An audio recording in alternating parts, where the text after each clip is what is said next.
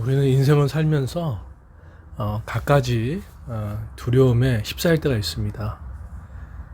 그것이 어떤 사람 때문에 오는 두려움일 수도 있고, 미래에 대한 두려움이 있을 수도 있고, 또 우리 나의 노후에 대한 두려움일 수도 있고, 현재 직장에 대한 두려움일 수도 있고, 또 빚에 쪼달리는 두려움일 수도 있고, 재정에 대한 두려움일 수도 있습니다.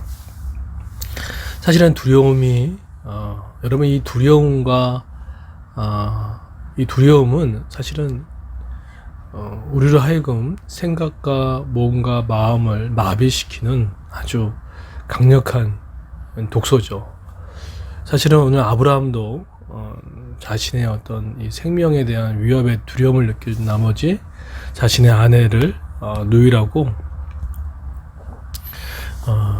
속였던 일로 인하여서 어려움을 당합니다. 2절에 보시게 되면 그의 아내 사라를 자기 누이라 하였으므로 그랄 왕 아비멜렉이 사람을 보내어 사라를 데려갔더라. 사실은 아내잖아요. 아내인데 누이라고 이렇게, 물론 성경적으로는 실제적으로 이복 누이가 많습니다. 그런데 어쨌든 한 남편의 부인이었습니다. 그런데 자신의 생명을 지키기 위해서 결국 약속의 자손을 낳아줄 여인이고, 근데 불구하고 이 두려움의 문제는 약속의 말씀이든 그것도 사명이든 그것이 전혀 기억나게 하지 못하는 치명적인 부분이라는 것이 사실이죠.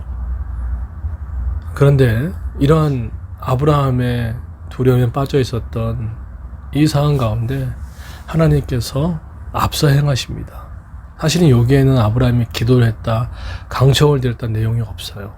그런데 앞서 행하시죠. 근데 그 앞서 하나님은 어떻게 행하시는지 보십시오. 3절을 보시면 하나님의 아비멜렉의 꿈에 나타납니다. 그리고 하나님이 경고하십니다. 네가 그렇게 하지 않을 경우에 반드시 죽는다. 7절에 보시면 너와 내게 속한 자가 반드시 죽을 줄 알지니라.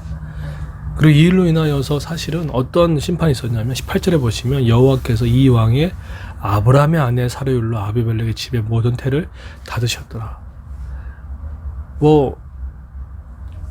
아내든 여정이든 모든 태를 다 닫아버린 거예요. 그러니까 후손이 이어지지 못하는 일들로 되어버리게 만들었던 심판을 받게 됩니다. 결국 이 하나님의 현몽을 통하여서, 꿈을 통하여서 이것이 큰일 문제구나 라고 해서 아브라함과 이 문제를 풀죠. 결국은 풀어진 이 문제를 통해서 결국은 사라에게 수치를 가려줄 수 있는 큰 물건, 큰 재산을 허락해주고, 또 아브라함에게는 내 땅 앞에 있으니 내가 보기 좋을 때를 거주하라고 이야기하는 또 땅의 축복을 받는 모습으로 나아갑니다.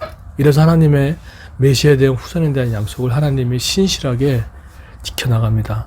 땅과 후손을 지켜나가십니다. 여기서 우리가 알 수 있는 것은 무엇입니까? 여러분, 실수를 우리가 두려워하지 않았으면 좋겠어요. 왜냐하면 우리를 아시고 우리의 연약함을 아시는 분이시거든요. 그렇기 때문에 연약함 때문에, 우리의 부족함 때문에 오는 실수를 하나님께서 틀림없이 메이크업 해 주신다는 거예요. 보충해 주신다는 거예요.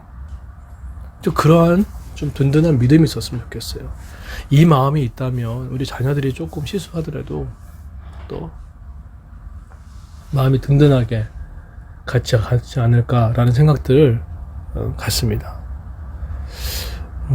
그래서 우리보다 앞서 우리의 문제를 해결하시는 그 하나님을 믿고 나아가기를 소망합니다.